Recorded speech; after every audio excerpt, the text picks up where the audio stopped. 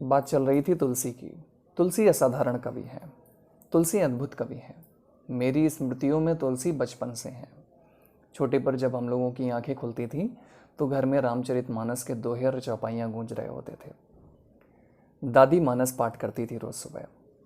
तो एक प्रेम, एक स्नेह विकसित हुआ तुलसी और मानस दोनों के प्रति। तुलसी की तमाम रचनाएं हैं, लेकिन जितना प्रेम मानस के प्रति हुआ उतना बाकी रचनाओं के प्रति ना हो सका। तब से लेकर अभी तक जहाँ कहीं मौका मिलता है मानस सुन लेते हैं, पढ़ लेते हैं। दादी तो अब नहीं रहीं, लेकिन मानस और तुलसी अभी तक साथ हैं। मेरे एक मित्र हैं पंकज जी, उनकी वॉल पर तुलसी के बारे में लिखा था। तो तुलसी इतने अद्भुत वैसे भी हैं कि उस समय उन्होंने जिस जिस विधा में रचनाएं करी, उस विधा को बाकी कवियों ने थोड़ी दूरी बना ली, उससे उसको स्पर्श भी नहीं किया, क्योंकि भविष्य में उनकी तुलना तुलसी से होती। क्या आप जानते हैं कि पलकों के झपकने का जो समय होता है उसको निमिष कहते हैं।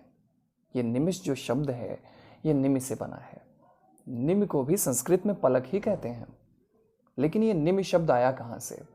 मिथिला के पूर्वज राजा निमि से ये शब्द आया है, उनके नाम से ये शब्द बना है। राजा निमि जो हैं, ऐसा माना जाता है कि उनका पलकों पर वास है, और हमारी आपकी पलकें जो झपकती हैं, ऐसी श्रुति है कि हमारी आपकी जो पलकें झपकती हैं वो राजा निमि की वजह से झपकती हैं। बाबा तुलसी ने मानस में एक बहुत सुंदर सी घटना बताई है।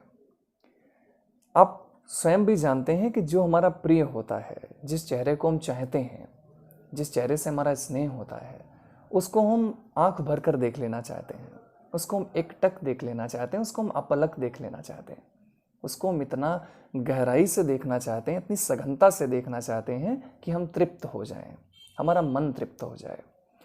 तो पुष्प वाटिका में राम, भगवान श्री राम और माँ सीता दोनों एक दूसरे को कुछ क्षण के लिए एक दूसरे को देख रहे होते हैं। तो बाबा तुलसी ने बहुत सुंदर सा प्रतीक लिया है वहाँ पर। वो कहते हैं कि वो एक दूसरे को देख रहे हैं तो वो पलकें झपकना उनकी भूल जाती हैं, अपलक देख रहे हैं एक दूसरे को, एकटक देख रहे हैं। तो वहाँ बाबा तुलसी एक प्रतीक लेते हैं कि जैसे मानो निमि जो जिनका पलकों पर वास है, मानो संकोच की वजह से, आज भी घर में शादियां होती हैं तो बड़े बुजुर्ग जब लड़के लड़की एक दूसरे को देख रहे होते हैं तो वो वहाँ से हट जाते हैं, वहाँ से चले जाते हैं, संकोच कर जाते हैं थोड़ा सा। तो मानो राजा निमि जो हैं, जो पूर्वज हैं मिथिला के, वो देख रहे हैं कि बच्चे एक दूसरे को देख रहे हैं, तो संकोच की वजह से उन्होंने पलकें छोड़ दी, और जिसका नतीजा ये हुआ कि पलकें झपकना भूल गई। यानी राम और सीता एक दूसरे को एकटक देख पाए, एक दूसरे को अपलक देख पाए, मन भरकर, हृदय भरकर देख पाए।